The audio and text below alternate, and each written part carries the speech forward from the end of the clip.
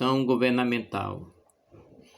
O planejamento realizado pelo nível institucional na questão 21, que envolve a organização como um todo, tem um foco no longo prazo, é o planejamento estratégico. 22. A matriz SWOT, ferramenta utilizada em planejamento estratégico, busca mapear tanto oportunidades e ameaças, elementos relacionados ao da organização, quanto forças e fraquezas, os quais estão relacionados ao da organização. As palavras que preenchem corretamente a lacuna são, respectivamente, ambiente externo e ambiente interno. Ao ambiente externo, ameaças. Ao ambiente interno, palavras que preenchem corretamente. De acordo com o guia PMBOK, o gerenciamento do escopo do projeto inclui os processos necessários para assegurar que o projeto inclui todo o trabalho necessário e apenas o necessário para terminar o projeto com sucesso. 24.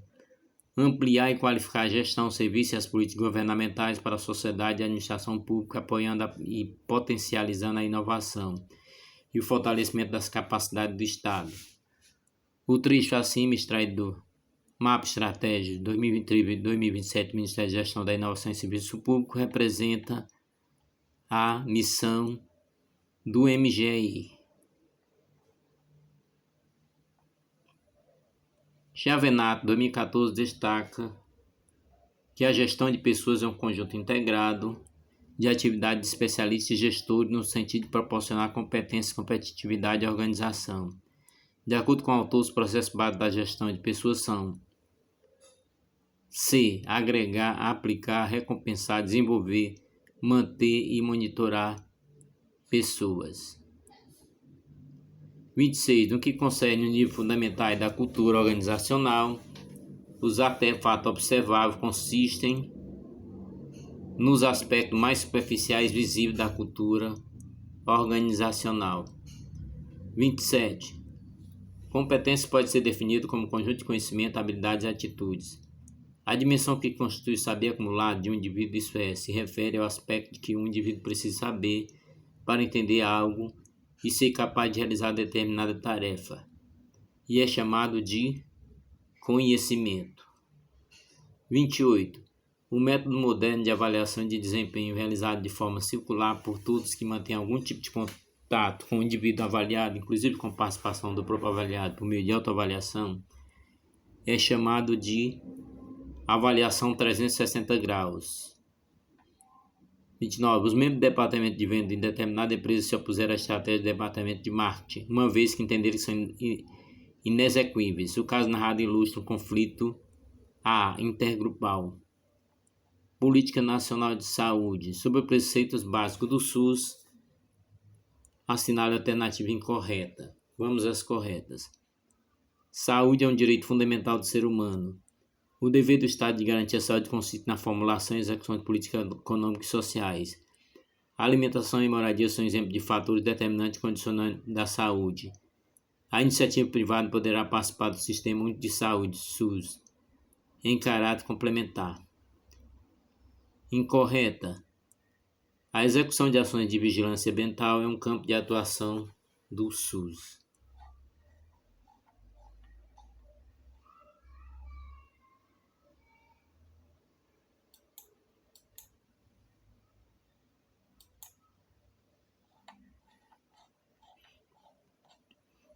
Continuando com a prova discursiva. Letra B. A possibilidade de abertura de um PAD com base em denúncia anônima. O Superior Tribunal de Justiça editou a súmula 611 para consagrar o entendimento. Desde que devidamente motivado e com amparo em investigação ou sindicância, é permitida a instauração de processo administrativo disciplinar com base em denúncia anônima, em face do poder-dever de autotutela imposto à administração. STJ, primeira sessão, aprovada em 9 de 5 de 2018.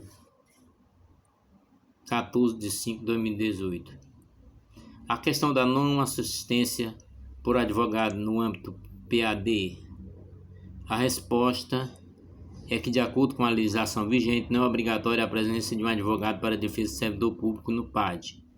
O artigo 156 da Lei 8.112 de 90, que dispõe sobre o regime jurídico dos servidores públicos civis da União, das autarquias e das fundações públicas federais, afirma que a defesa técnica será assegurada ao servidor ou a particular acusado, cabendo de acompanhar o processo pessoalmente por intermédio do procurador, arrolar e requerir testemunho, produzir provas e contraprovas, formular requisitos quando se trata de prova pericial.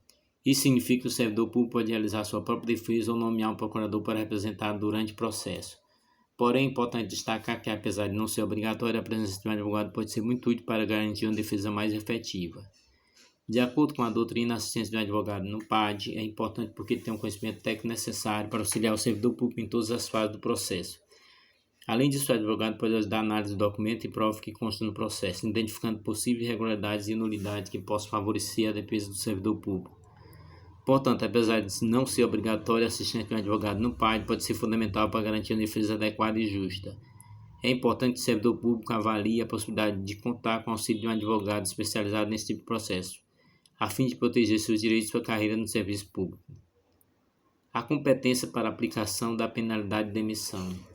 Compete aos presidentes dos tribunais federais tanto o julgamento quanto a aplicação das penalidades de demissão e de cassação de aposentadoria e disponibilidade aos servidores vinculados aos respectivos tribunais, conforme comando incumbido nos artigos.